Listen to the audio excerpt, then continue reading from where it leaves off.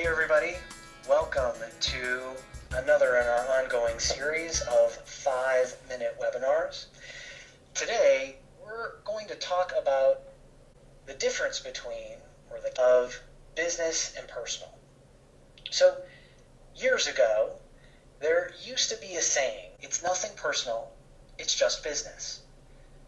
And oftentimes that phrase was used when you had to make a hard decision, when you had to choose between working with somebody that you know and like and working with a vendor that was going to give you a more inexpensive product. In two people that you were trying to promote, or even two different organizations that you might want to do work with.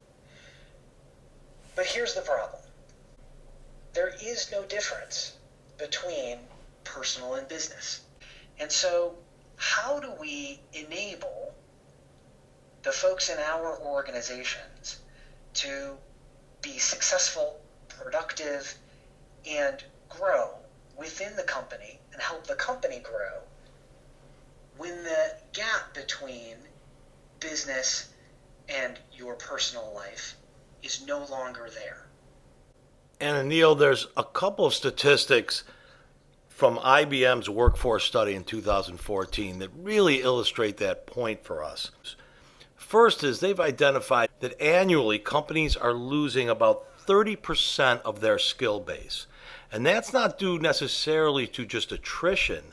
That's due to the fact that people are moving between positions or haven't had to conduct a particular process or skill in a length of time, and they're actually losing the ability to do so. 30% is a big loss. Now, you put that also with employees, especially new employees, are up to 12 times more likely to consider leaving the company if they don't think their personal needs for career development and skill development are being met. New employees are 30 times more likely to make that same decision. So as an organization, we've really got to look long and hard at stopping this knowledge leak. Absolutely. And if employees nowadays are feeling like, well, if my skills aren't being developed, if my personal goals for my career aren't being attended to, then I'm going to leave. And so that makes business personal. So what do we do to bridge that gap? Well, there's a couple of really important things that we need to consider. So one is enabling people to get trained in a way that fills their own goals. So how do we do that? Well, the way that we do that is we connect what people are doing to something that's more meaningful than just their job. Because if millennials are leaving because their personal goals aren't getting met, where are they going? They're going someplace where they feel like their role has impact.